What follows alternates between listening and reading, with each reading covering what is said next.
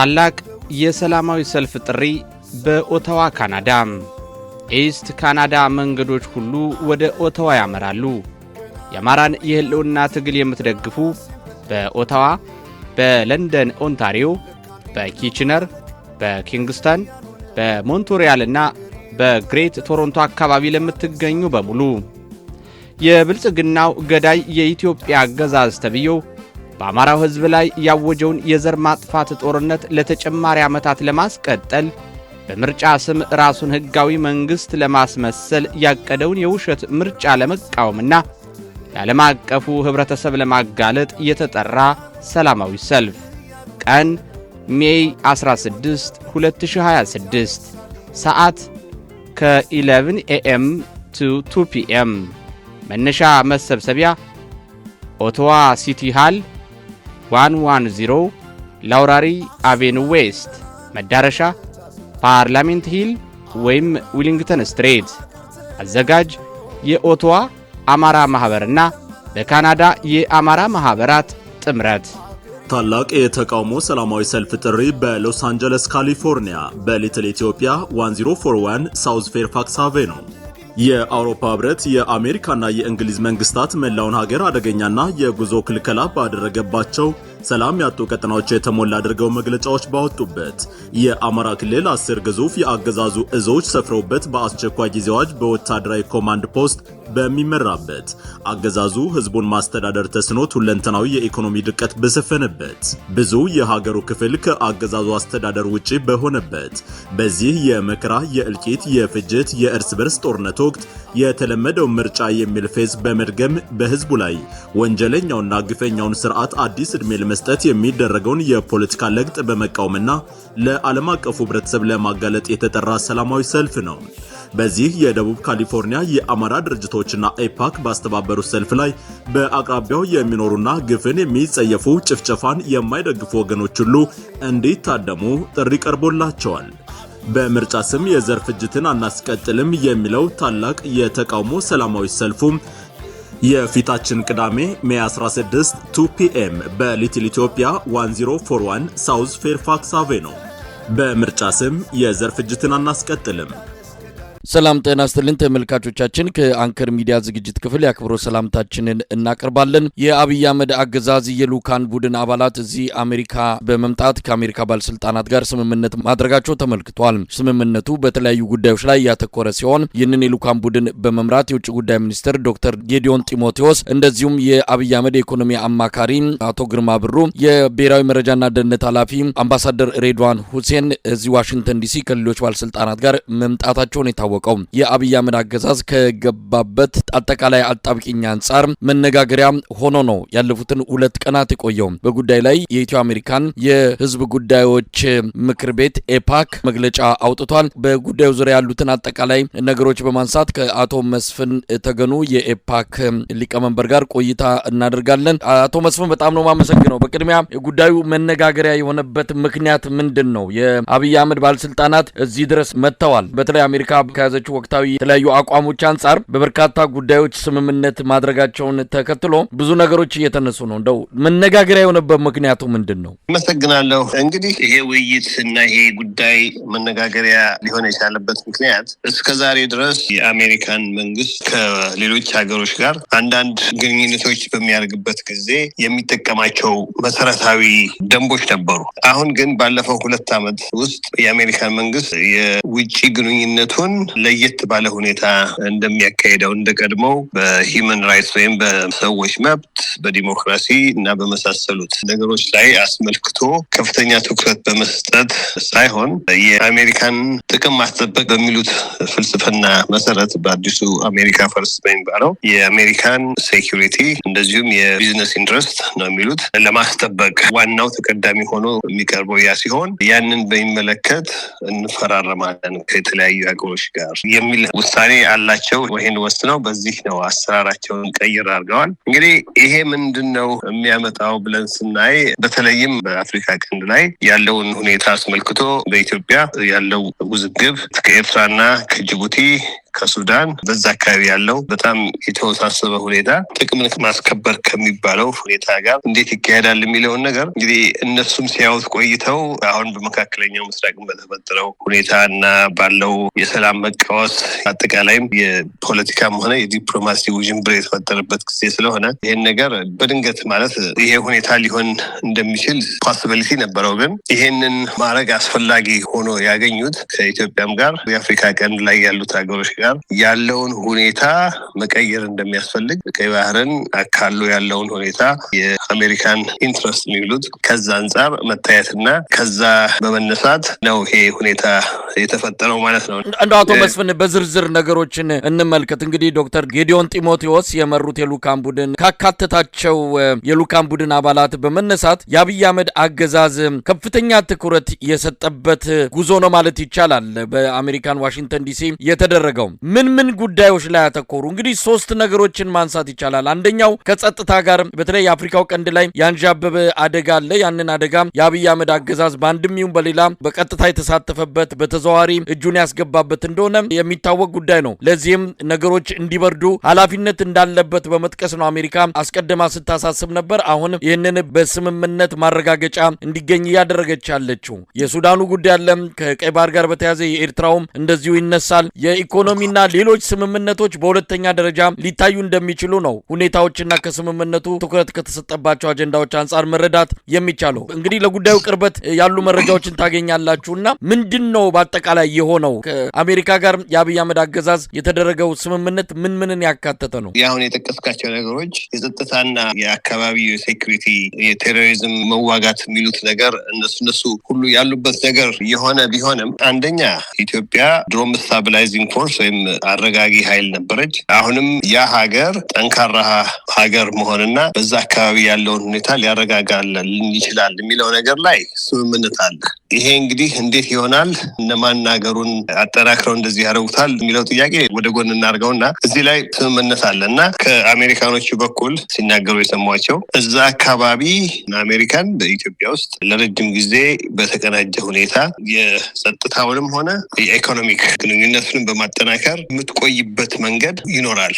ይህንን እንፈጥራለን። እዚህ ላይ ፎከስ አድርገን ይሄንን እንፈጥራለን። ይሄንን ስንፈጥርም ለምሳሌ ደብረ ዘይት የሚሰራውን ኤርፖርት አይነት ፕሮጀክቶች የአሜሪካን ኩባንያዎች በተቀዳሚነት እንዲሰሩት የማድረግ ፍላጎት፣ ሌላ ሜጋ ፕሮጀክቶች ካሉ እንደዚሁ ያንን የማድረግ ፍላጎት እንዳለና ያ የኢትዮጵያ አሜሪካን ግንኙነት በዛ ደረጃ ከፍ እንዲል እንደሚፈልጉ ከዛም አልፎ ኢትዮጵያ ውስጥ የሚፈጠሩት ሁኔታዎች በአንድ ወቅት መስተካከል የሚችሉ ሲሆኑ ያ ወቅት እስከሚደርስበት የኃላፊነት ሞላበት አሰራር በደንብ ማየት እስከሚቻልበት ጊዜ ድረስ እነሱ ሀገር ውስጥ መኖር እና አብረው እድገቱንም ጸጥታ ማስከበሩን አንጻርም ከኢትዮጵያ ሕዝብ ጋርም የአሜሪካን ኢኮኖሚን ማቀራረቡን እንደሚያተኩሩና ያ እንደሚሰሩ ይሄ በአደባባይ የተናገሩት ነገር እንግዲህ ሁሉንም ነገር ማየት ያለብን ከዛ አንጻር ነው። እዛ ላይ ሌሎች ኃይሎች ያን አካባቢ እንዲቆጣጠሩት አይፈለግም እና ስለዚህ ሌሎች ኃይሎች ያን አካባቢ እንዲቆጣጠሩት አይፈለግም ማለት በተለይም ቻይና ኢንፍሉዌንሷን አሁን ካለው በላይ እንዲደረግም አይፈለግም። ስለዚህ የምዕራባዊው ዓለም ኢትዮጵያ እንደ ዋና አውታር ሀገር እንደዛ ነው እያዩ ያሉት። የዛ አካባቢ እንግዲህ አንቀደምም የሚል ነገር ያለ ይመስላል። ከዛ በኋላ ሁሉ ነገር እንዴት ነው የኛ ፍላጎታችንን የማናሟላው እንዴት ነው የሚለውን እነሱ ያስቡበታል። እንግዲህ አየህ እንደ ማንኛውም ነገር የአንድ ሰው አንድ ሀገር የራሱን ሀገር ፍላጎት ለማሟላት ፕሮፖዛል ሲያቀርብ፣ ሌላው ሀገር ደግሞ የራሱን ሀገር ፍላጎት እንደዚሁ ለመጠበቅ ለማስከበር የራሱን ፕሮፖዛል ያቀርብና ለሁለቱም የሚሆን ነገር ላይ ይደርሳሉ። እንደዚህ ነው መሆን ያለበት። የሚሆነው እንግዲህ ተረጋጋ በሰል ያሉ ሰዎች ሀገር ላይ ጠንከር ያለ ናሽናሊስት የሆነ ችሎታም ያለው ተመጣጣኝ ተደራዳሪ በሌላ በኩል ሲኖር ነው እና ይሄ ሁኔታ ወደዛ ይሄዳል የሚል ተስፋ አለን። እንግዲህ ዩኤስ ኢትዮጵያ ባይላተራል ስትራክቸራል ዳያሎግ ነው ያሉት እና ውይይቱን ወይም የግንኙነቱን ሂደት እንዴት እንደሚሄድ መዋቅር ያደረጉት እና በዛው መሰረት ዝርዝሮች ሁሉ ነገር በደንብ ዲቴል ነገሮች ይሰራሉ እና እኛ ባወጣ ነው መግለጫ ላይ ያልነው የራሳችሁ ፍላጎት አለ፣ የአሜሪካ ኢንትረስት የሚባል አለ፣ የኢትዮጵያ ኢንትረስትም አለ እና እዚህ ላይ ለአሜሪካ በእኛ አስተያየት ያጠፋችው ጥፋት አለ። ይሄውም ኢትዮጵያን አሁን ባለችበት የደረሰችበት ሁኔታ ክራይሲስ ወይም ትልቁ ሀገር ትንሽ ሆና በዘር የተከፋፈለች ለመሆኗ ጥፋት ሲደርስ ምዕራባዊያኑ ኮንትሪቢዩሽን አለበት እና ይሄንን ስምምነት እያጠናክራችሁ ወይም እያዳበራችሁት በምትሄዱ ይሄንን ሁኔታ ማሰብና ላለፈው ስህተት እርማት ማድረግ ያስፈልጋል እና ከዛም አልፎ ሴኩሪቲም ኢንትረስት አባይም ኤርፖርትም ግድብም ቀይ ባህርም ሁሉም ሀገር ሰላም ሲሆን እና ህዝቡ በሰላም ሲኖር ነው መኖር የሚችለው። ሀገሩ ከዳር እስከ ዳር ተበጣብጦ በአማራው ክልል በየቀኑ ራሱን የቻለ ጦርነት ተካሂዶ ሌላው ክልሎች ደግሞ እንደዚሁ በአፋር በትግራይ ውጥረት በተለያዩ የኦሮሚያ ክፍሎች እንደዚሁ ችግሮች ባሉበት ሁኔታ እንደዚሁም በደቡብ በተለያዩት የደቡብ ክፍሎች ችግር ያለበት ሁኔታ ላይ ያንን በሙሉ እንደሌለ በመቁጠር በቫኪዩም ውይይት እናርጎ ሴኩሪቲ ዲል አድርገን የቢዝነስ ትራንዛክሽን አካሂደን ጥቅማችን እናስጠብቃለን የሚል ነገር ብዙ ኢንተሌክቹዋሊ ኦነስት አይደለም እና እንደዛ ስለሆነም ይሄ ነገር ካሁኑ ታስቦበት የሚደረግ ምንም አይነት ንግግር ከኢትዮጵያ መንግስት ሳይሆን ከኢትዮጵያ ህዝብ ጋር እንዲሆን እንዲታወቅና ያ እንደሆነ የሚያዋጣው በማለት ነው የሰጠነው መግለጫ ላይ ያሳሰብነው። መግለጫችሁ ምን ጉዳዮችን በተለይ በስጋትና በትኩረት እንዲታይ ገና ወደፊት ጠርቶ የሚታወቅ ቢሆንም አንዳንድ ስጋት ያላቸው አካላት ይፋ በሚሆንበት ጊዜ በተለይ የመንግስታት ግንኙነት የኢትዮጵያ ህዝብ ካለበት መከራ አንጻር ለዛ ትኩረት የተሰጠ አይደለም። የአብይ አህመድ አገዛዝ እድሜውን ለማራዘም አሜሪካም ብሔራዊ ጥቅሟን በማስላት ሁለቱ አገዛዞች የአሜሪካም ሆነ የኢትዮጵያ የአገዛዝ እድሜን ለማራዘም የሚደረግ ስምምነት እንጂ ኢትዮጵያ ህዝብ አሁን የገባበትን መጠነ ሰፊ ዘርፈ ብዙ ችግሮችና ቀውሶችን ለማቃለል የሚደረግ እንዳልሆነ ነው የሚነገረውና መግለጫችሁ ይህንን በትኩረት ያነሳል? አዎ እንደውም ቀጥታ አንተ ያልከውን ቃል በቃል ነው የሚለው። በመጀመሪያ ደረጃ መግለጫው ምንድነው የሚለው? በኢትዮጵያ ውስጥ መረጋጋትና ሰላም ከሌለ በዘር የተከፋፈለ ፖለቲካ ሀገር ውስጥ ሰላም ኖሮ ዜጎች መብታቸው የማይከበረበት ሀገር ግንኙነት አረጋለሁ ብሎ ማሰብ ያስቸግራል። ይሄንን ነገር ድራፍት እያደረጋችሁ ስትሄዱ ዝርዝሩን ስትወጡ እንዴት አድርጎ ይሄ መስተካከል እንዳለበት መጠቃለል የሚኖርበት ነገር ነው። በሁለተኛው ደረጃ ደግሞ በአሁኑ ጊዜ በሆርን ኦፍ አፍሪካ ቅድም እንዳልኩት ጦርነቶች እየተካሄዱ ነው። በኢትዮጵያ ውስጥ ራሱ በአማራ ክልል ከፍተኛ ውጊያ እየተካሄደ ነው በየቀኑ። በተለያዩ የኦሮሚያ ክፍሎች ትግራይ ውስጥ ያሉት ውጥረቶች ከፍተኛ ናቸው። ከዛም አልፎ ደግሞ ሱዳን ውስጥ ያለው ጦርነት ቀይ ባህሩን አካባቢ እያስጨነቀው ነው ያለው። እንግዲህ ከዚህ በኋላ ደግሞ ከኤርትራ ጋር ያለው መፋጠጥ አለ።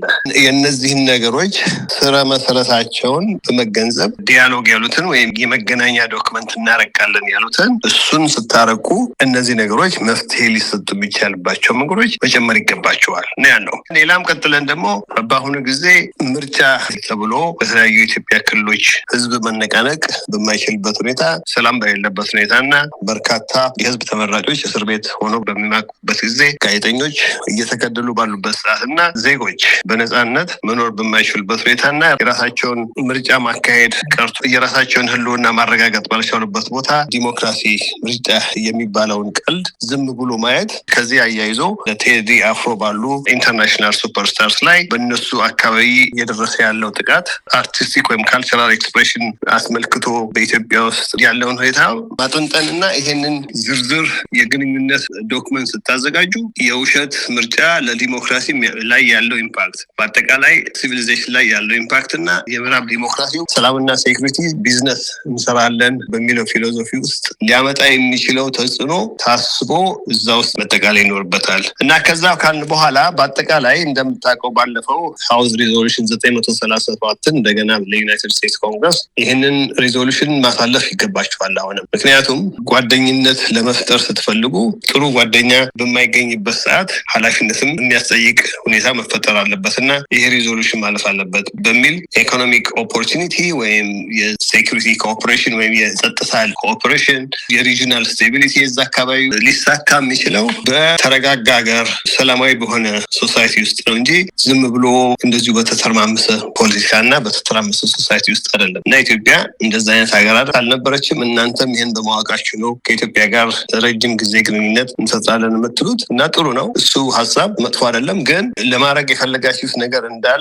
በቫኪዩም የሚደረግ አይደለም እና ይህንን በመረዳት የሚዘጋጀው ሜሞራንደም ይህን ሁሉ ማጠቃለል ይኖርበታል ነው እና ይህንን ማሳሰቢያ ከለቀቅነው በኋላ በገጻችን ላይ ስቴት ዲፓርትመንት ግንኙነት ከምናደርጋቸው ሰዎች ጋር አጠር ያለ ንግግር አድርገናል። ይህንን ነው አጠናክረው የነገርናቸው። እነሱም ነገሩን ተመልክተነዋል ብለዋል። አቶ መስፍን መስፍን እንደው የተለያዩ ሐሳቦች ስምምነቱን ተከትሎ እየተነሱ ይገኛሉ። በአንድ በኩል የአብይ አህመድ አገዛዝ ሚዲያዎችም የተለያዩ ደጋፊ የሆኑ ዲጂታል ሰራዊት አባላት ይህንን ስምምነት ለአገዛዙ እንደ ድል ቆጥረው ከፍተኛ ውጤት የተገኘበት የዲፕሎማሲ ስኬት የተገኘበት አድርገው እየገለጹ ነው። በሌላ በኩል ደግሞ እጅ መስጠት ያል በመጨረሻም አብይ አህመድ አጣብቂኝ ውስጥ ገብተዋል። በዚህ ሱዳን ጋር በተፈጠረው ፍጥጫ ኤርትራ ጋር ወደ ጦርነት ሊያመራ ይችላል የሚለው አጠቃላይ ሁኔታ እንደዚሁም በሀገር ውስጥ ከፍተኛ የሆነ ቀውስ እንዳለ ይታመናል። ምርጫም ደግሞ ደርሰዋል። እነዚህ ነገሮች ተዳምረው አብይ አህመድ የአሜሪካንን ድጋፍ ካላገኘ በስልጣን ላይ ለመቆየት ያለው እድል እየተመናመነ ይመጣል። ስለዚህ እጅ መስጠት ያል ስምምነቱ ውስጥ ገብቷል የሚልም ነገር ይነሳል። ስለዚህ የትኛው ነገር ነው አሁን የሚያስኬደው?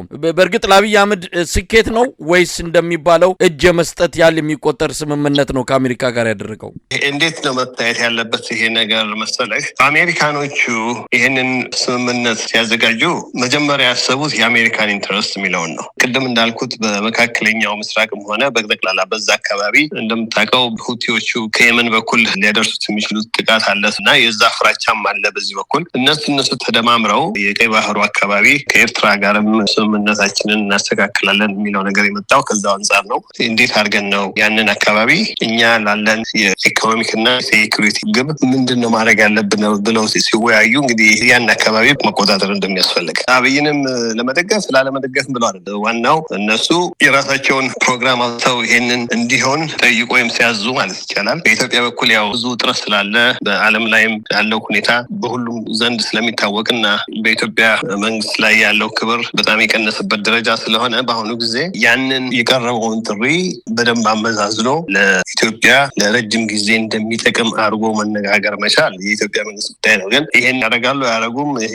ካድሬዎቹ ዲፕሎማቲክ ዊን ነው ምናምን የሚሉት ብዙ መልስ መስጠት የማያስፈልገውም ለዛ ምክንያቱም ለነሱ የዲፕሎማቲክ ዊን ተብሎ ሳይሆን የአሜሪካኖቹ ፍላጎት ያ ስለሆነ እና ያን ማድረግ ስላስፈለገ ነው የተደረገው። ተመሳሳይ ውይይት ከኤርትራ ጋር ይደረጋል የሚል ግምት አለኝ። እሱም ቢሆን ሁኔታው ተመሳሳይ ነው። እንዴት አድርጎ ነው የአሜሪካ እዛ አካባቢ ላይ ኢንትረስታችንን እናስጠብቀው በሚል ዋናው እሱ ነው። እንግዲህ እንዴት ነው ኢትዮጵያ ራሷን ፍላጎቷን ፕሮቴክት የምታደርገው የሚለው ላይ መደረግ ያለበት ነገር በኃላፊነት መደረግ አለበት። ሀገር ነው።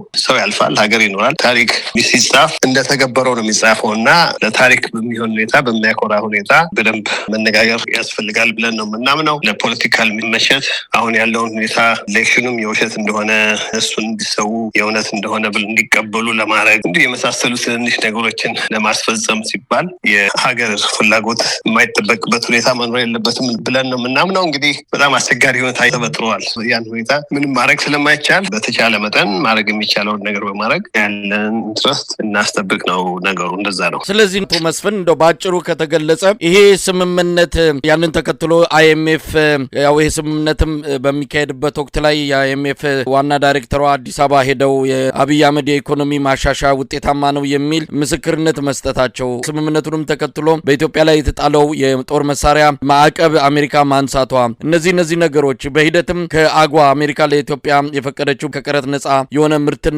ወደ አሜሪካ ማስገባት እድልን አጓንም ጭምር አሜሪካ ኢትዮጵያን ማዕቀቡ እንድታነሳላት የሚደረግ እንደሚሆን ግምታቸውንም እየገለጹ ነው። እነዚህ ነገሮች ሲታዩ ለአብይ አህመድ አገዛዝ መተንፈሻ ሊያገኝ ይችላል የሚል ነው። ነገር ግን አገር ቤት ህዝቡ ለነጻነት ተነስተዋል። በየአቅጣጫው ብረት አንስተው የሚታገሉ ወገኖች አሉ። ባጭሩ ከተገለጸ ይሄ ስምምነት አብይ አህመድ እንደምንም ብሎ ይህንን የመጣበትን አጠቃላይ ቀውስ ለመሻገርም አቅም ሊሰጠው ይችላል ወይስ አሜሪካ ሌላ ጠንካራ የሆነ ጥቅሟን ሊያስከብር የሚችል መንግስት ኢትዮጵያ ላይ እንዲመጣ በሩን ሊከፍት የሚችል ስራዎችን ለመስራት ይህንን አጋጣሚ ትጠቀማለች ብሎ ግምት መውሰድ ይቻላል? አሜሪካኖቹ አሁን ያሉበት ሁኔታ የኢትዮጵያ ውስጥ ያለውን አስተዳደር መወሰን የኢትዮጵያ ህዝብ ጉዳይ ነው ብለው ትተውታል እና የኢትዮጵያ ህዝብ አልተመቸኝም ይሄ እና ብዙ አይነት ችግር አለ ሀገራችን ውስጥ እንደ ቅድም እንዳነሳ ነው የተለያዩ ሀገሮች የተለያዩ ጦርነቶች የተለያዩ ብጥብጦች እየተካሄዱ ነው ያሉት እና ያ ሁኔታ አለ ብሎ የኢትዮጵያ ህዝብ ተነስቶ ጥያቄ አቅርቦ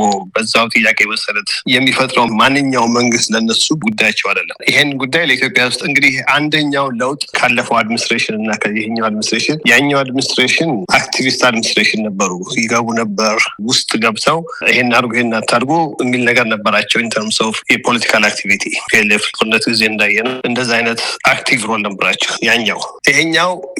ያኛው ምንም አልሰራም የሚል ኮንክሉዥን ላይ ተደርሷል። ያ ምንም ጥቅም የሌለው ለአሜሪካ ምንም አሁንም መጨረሻ ላይ ማራመድ የፈለገው ነገር ያላራመደበት ስለሆነ የሚያስተዳድራቸው መንግስት መምረጥ የህዝቡ መብት ነው። መብቱን ማስከበሩም የህዝቡ መብት ነው። ያንን መብት እናከብራለን። እንግዲህ አንድ ሬድ ላይን ያሉት ፌክ ኢሌክሽን ነበረ። ፌክ ኢሌክሽን ሬድ ላይ ነው ብለው ነበር። አሁን ደግሞ ሲያዩት ነገሩ ኦልሬዲ ፊክስድ እንደሆነ ኢሌክሽኑ እየገባቸው ሲመጣ አይስማማቸውም። እሱ ያበሳጫቸዋል በጣም። ግን በአደባባይ ወጥተው ምን ያህል እንደሚያወግዙ እርግጠኛ አይደለሁም። ምክንያቱም አሁን ተቀዳሚ ሆነው ያገኙት ለራሳቸው ፍላጎት ጠቃሚ ሆነው ያገኙት የሬድ ኮሪዶርን ስቴብላይዝ ማድረግ ነው። እዛ ላይ ነው ፎከስ እያደረጉ ያሉት እና የኢትዮጵያ ሰላም ማግኘት አስፈላጊነቱን ምንም አይጠራጠሩ። እዛ ላይ ግን የህዝቡ ምርጫ ነው ባዮች ናቸው። የሚደረገውን ትግል እያንዳንዱ ትግል ያውቃሉ። እያንዳንዱ አካባቢ የሚሆነው ነገር ሁሉን ነገር ያውቃሉ። የሌላቸው ኢንፎርሜሽን የለም እውነቱን ለመናገር እና ዝም ብላ እያዩ ነው እንደማንም ሰው ወዴት ነው የሚሄደው እንዴት ነው የሚያልቀው የሚለውን ነገር እየተመለከቱ ነው። ግን ይሄ ሁሉ ሲሆን በዛም ወጣ በዚህ እኛ ከኢትዮጵያ ውስጥ ነው ያለ ነው። ኢትዮጵያ ውስጥ ያለንን ፍላጎት ለማሟላት በኢትዮጵያ በተለያዩ ፕሮጀክቶች ላይ ኢንቮልቭድ ሆነን እንቆያለን። እዚህ ላይ እንደው አቶ መስፍን አሜሪካኖችን ምናልባት በተለያየ መልኩ ትቀርባላችሁና አንድ የነሱን ጥቅም ሊያስከብር የሚችል ጠንካራ አገዛዝ በሌለበት እንደዚህ በሚናወጥ ሀገር ስርዓት ማስከበር ባልቻለ ሀገር በሀገሪቱ የቁጥጥር አቅሙ በላላ በእንደዚህ አይነት ሁኔታ ውስጥ አሜሪካውያን ይህንን ነገር ችላ ብለው መዋለ ንዋይ ማፍሰስ የኢኮኖሚ ትብብር ማድረግ ነገ ከነገ ወዲያም የአሜሪካን ብሔራዊ ጥቅም ሊከበር ይችላል ብለው የህዝብ ድጋፍ የሌለው ይህንን ያውቁታል። መቼም የህዝብ ድጋፍ እንደሌለው ምርጫውም የቀልድ እንደሆነ በደንብ እየተረዱት ይሄ አገዛዝ ከጎረቤት ሀገር ጋር ሱዳን ውስጥ እጁን አስገብተዋል። ኤርትራን እንደዚሁ በአሰብ ጉዳይ ላይ በቀይ ባህር ጉዳይ ላይ እየተተናኮሰ እንዳለ ያውቃሉ። በተደጋጋሚ ማሳሰቢያ ማስጠንቀቂያ ሰጥተዋል። ይህን ሁሉ እያወቁ ግድ የለም ይሄ የውስጥ ጉዳያቸው ነው ብለው የሚተውት ነው ወይስ ከጀርባ ይሄ አገዛዝ በሌላ እንዲተካ የነሱን ጥቅም ሊያስከብር በዘላቂነት አሜሪካ የምትፈልገውን ብሔራዊ ጥቅሟን ሊያስከብር የሚችል ጠንካራ የሆነ መንግስት እንዲመሰረት ሊያደርጉ የሚችሉበት እድል አለ ነው? ምናልባት ቀደም ሲል ያነሳሁትን ጥያቄ በደንብ ለማቅረብ ያህል ብዬ ነው በድጋሚ የመጣሁት። ቅሬታቸውን ይገልጻሉ። በነገራችን ላይ አሁን ለምሳሌ ስለሚካሄዱት ነገሮች፣ ስለ ጦርነቶቹ ሁሉ ነገር ቅሬታቸውን በአደባባይ አይደለም እንጂ ያስረዳሉ። የኢትዮጵያ መንግስት ያውቃል የአሜሪካኖቹ የማይደሰቱበት ብዙ ነገር እንዳለ ያውቃሉ። ግን አሜሪካ ፈርስት ያሉት ፍልስፍና ወይም ሴኩሪቲ የኢኮኖሚ ፍላጎትን ከማሟላት አንጻር ቅድሚያ እንሰጣለን የሚለውን ፍልስፍና አንቀው ይዘዋል። ከዛ አንጻር የተለያየ አመለካከት ለምሳሌ እሱን ለማሟላት አገሩ መኖር አለበት፣ ህዝቡ መኖር አለበት፣ መንግስት ይኖራል እና ግን ማንኛውም አይነት መንግስት ጋር ተስማምቶ ለመስራት እንደሚችሉ ነው የሚያምኑት። ፕሮስፐሪቲ ራን የሚያደርገው መንግስት ሲሆን ወይም ሌላ የኢትዮጵያ ህዝብ የመረጠው ሌላ መንግስት ሲሆን ማንም ይሁን ማንም ለነሱ ሁለተኛ ነው። ያ ከማንም ይሁን ማንም አብረው መስራት እንደሚችሉና ግን ያ በሚሆንበት ሰዓት ኢትዮጵያ አካባቢ ከዛ አካባቢ ፕሬዘንሳቸው ወይም እነሱ እዚህ አካባቢ መኖር እንደሚገባቸውና ኢንፍሉዌንስ ማድረግ እንደሚገባቸው እሱን ለማድረግ በአካባቢው መቆየት እንዳለባቸው ይህ እንግዲህ አንዱ እንግዲህ በአካባቢው ሲቆይ በአካባቢ ካሉ ፕሮጀክቶች ጋር አብሮ የመስራት ነገር እንዳሁን የሚደረገውን ነገር ስምምነቶች በሚሰራ መንገድ ጠቅማል በምሎ በሚያስቡት መንገድ ኔጎሽት ማድረግ ነው ማለት ነው። ስለዚህ እንደው አቶ መስፍን እንግዲህ አብይ አህመድ ሁለት እግር አለኝ ብሎ ሁለት ቦታ ረግጧል። እዚህ ከአሜሪካም ከዛ ከቻይናም አለ። አሁን ደብረ ዘይት ቢሾፍቱ የሚሰራው ዓለም አቀፍ አውሮፕላን ማረፊያን በተመለከተም አሜሪካ በአዎንታዊ መልኩ የምትመለከተው እንግዲህ የቦይንግ አውሮፕላን ግዢ ኢትዮጵያ ትፈጽማለች በሚል የኢኮኖሚ ጠቀሜታን አስበው ሊሆን እንደሚችል ነው። ነገር ግን አብይ አህመድ ከወዲሁ ከፈረንሳይ ኤርባስ ብዙ አውሮፕላኖችን ለመግዛት ሂደት ላይ እንዳለ ይነገራልና ይህ ለአሜሪካኖቹ ጥሩ ዜና አይደለም። ከዚህ በተጨማሪ ከቻይና ጋር ያለው ግንኙነት የአብይ አህመድ አሜሪካኖችን የሚያስደስት አይደለም። አብይ አህመድ በጥሶ ያልመጣው እዛም አካባቢ እግሩ እንደረገጠ ባለበት ሁኔታ አሁን በቀጣይ ይሄ ስምምነቶች አሜሪካ ላይ የአብይ አህመድ ባለስልጣናት መጥተው የተፈራረሟቸው ስምምነቶች እነዚህን ሁሉ ሊያስቆም ይችላል ማለት ነው። በሂደት በእያንዳንዱ በቅደም ተከተል ነገሮች እየተጤኑና እየተፈተሹ የሚከናወኑ እንደሆነ ከስምምነቱ መረዳት ተችሏልና አብይ በቀጣይ ከነዚህ አይነት ከአሜሪካ ፍላጎት ውጪ ከአሜሪካ ባላንጣዎች ጋር የሚያደርጋቸውን ስምምነቶች ሁሉ እንዲያቆምና እንዲያቋርጥ የሚያደርግ ነው ማለት እንችላለን። እንግዲህ የአሜሪካን ካምፓኒዎች ዶሚኔት እንዲያደርጉ ይፈልጋል። ይሄ ዋናው ፍላጎት። አፍሪካ ታድጋለች። ኢትዮጵያ ከአፍሪካ ውስጥ በዚህ የአፍሪካን የእድገት ቅድመት መያዝ የምትችል አገር ናት የሚል እምነት አላቸው። በዛ ምክንያት ከኢትዮጵያ አካባቢ ያለንን ኢንፍሉዌንስ ማጣት አንፈልግም ነው። ከዛ አንጻር እያንዳንዱ አሁን ያልከው ደብረ ዘይት የሚሰራውን ኤርፖርት ለምሳሌ ሜጋ ፕሮጀክት ነው። እንደሱ አይነቶቹን የአሜሪካን ካምፓኒዎች እንዲሰሯቸው ይፈልጋሉ። ሌሎች ፕሮጀክቶች ካሉ እንደዚሁ በአሜሪካን ካምፓኒዎች እንዲሰሩ ነው። እንግዲህ ከኢኮኖሚ አንጻር ዌልዝ ክሬሽን ወይም ሀብት መፍጠር ከሚለው አንጻር እሱ ነው። ከሴኩሪቲ አንጻር ደግሞ አካባቢው ጦርነት የሬድሲ ወይም የቀይ ባህርን ኮሪደር መቆጣጠር የሚቻልበትን መንገድ የአልሸባብ እና የሁቲ ጅቡቲን አካባቢ ቆጠር የሚቻልበት ነገር ላይም ፎከስ ማድረግ ይፈልጋሉ። ይሄ ሲሆን ሌላ ኃይል እዚህ አካባቢ ላይ ዶሚኔት እንዲያደርግ ወይም ጫን እንዲል ፍላጎት የላቸውም። በተለይ ከምስራቅ ያለውን ኃይል በደንብ አድርገው ኒውትራላይዝ ማድረግ ወይም ያንን ኃይል እንዳይስፋፋ ማድረግ ፍላጎት አለ። ኤርባስ ቦይንግ ተወዳዳሪ ነው፣ ተፎካካሪ ነው። ምንም ሁለቱም ምዕራባውያን ቢሆኑም ግን ፉክክር አለ እና እንግዲህ እንደዛ አይነት ነገሮችንም ቢሆን በአሁኑ ጊዜ የኢትዮጵያ መንግስት ተስማማል ተብሎ ነው የሚታመነው። እኔ እንግዲህ ተስፋ ማድረገው እኔ ከሞት ሰርዶ አብቀል አይነት ሳይሆን ለሀገር ተብሎ የሚደረግ ስምምነት ቢሆን ጥሩ ነው። እንደዛ ከሆነ እንግዲህ የኢትዮጵያን ፍላጎት ለማስጠበቅ የሚቻል ስምምነት ሊሆን የሚችልበት ሁኔታ ሊኖር ይችላል ማለት ነው እና ዋናው የአሜሪካን ዶሚናንስ መኖር አለበት። የኛ የሚሰራው ስራ እዚህ መጥቶ እነዚህ ሁሉ ሰዎች ይሄ እንደዚህ መፈራረሙ 3-4 ሰዎች ጋር ቆሞ ፎቶግራፍ መነሳቱ ዋናው እንዴት አድርጎ ይሄኛው ዶሚናንስ እዛ አካባቢ ላይ መፍጠር እንደሚችል ለማድረግ ነው እንጂ ሰዎቹ ለዚህ የሚበቁ ሰዎች እንዳልሆኑ አገሩ ከዳር እስከ ዳር የተበጣበጠ በጣም አገር የማስተዳደር ችሎታቸው በጣም የተወሰነና ብቃት የጎደላቸው ሰዎች እንደሆኑ ሁሉም ይገባቸዋል በደንብ። ከዛም አልፎ በእስረኞች ላይ የሚደረገውን ነገር ያውቃሉ። እናንተ ዛሬ ሪፖርት ያደረጋችሁት የእስረኞቹ ታሰሩ፣ ታፈኑ፣ ተወሰዱ የሚባለው ነገር ደርሷቸዋል። ያን ሁሉ ፎሎ ያደርጋሉ እና በጣም ውስጥ ለውስጥ ያለው ዲስአፖይንትመንት ይሄ ነው አይባልም። ትልቅ ሀገር ናት ኢትዮጵያ፣ ትልቅ ኦፖርቹኒቲ ያለበት ሀገር ነው። ይሄ ሁሉ ድክመት፣ አቅም ያነሰ አስተዳደር ለሁሉም ሰው ዲስአፖይንትመንት እየፈጠረ ነው እና ያንን ያውቃሉ እና እንዳልኩት አሜሪካን ኢንትረስት፣ ቢዝነስ ኢንትረስት፣ ጂኦፖለቲካል ኢንትረስት ነው የሚሉት እዚያ ላይ አተኩረን ከዛ ሌላውን እንደ ሁኔታው እናየዋለን ነው። ከዛ አንጻር ነው ይሄ አሁን የወርልድ ባንኳ ሴትዮ እሱ አሁን ለምሳሌ ምንም ኮሜንት እንኳን ለማድረግ እንደው የሚያሳፍር ነው ያለችው ነገር እና እንግዲህ እንዲሁ ፓርት ኦፍ ፓኬጅ ነው። ኢኮኖሚው እንደዛ ሰብሲዳይዝ ካልተደረገ ሀገሩ ኮላፕስ ያደርጋል የሚል ፍራቻ አለን። ሁልጊዜ የወርልድ ባንክ ኤክስፕላኔሽን እንደዛ ነው። መሳይ በጣም ነው የማመሰግነው አቶ መስፍን ተገኑ የኢትዮ አሜሪካውያን የህዝብ ጉዳዮች ኮሚቴ ኤፓክ ሊቀመንበር፣ ለማብራሪያው በጣም አመሰግናለሁ። በጉዳዩ ዙሪያ ሌሎች መረጃዎችንና ባለሙያዎችን በማቅረብ ለተመልካቾች ተጨማሪ መድረኮችን እናመቻቻለን። እግዚአብሔር ይስጥልኝ። አመሰግናለሁ መሳይ። ደህና ነሽ?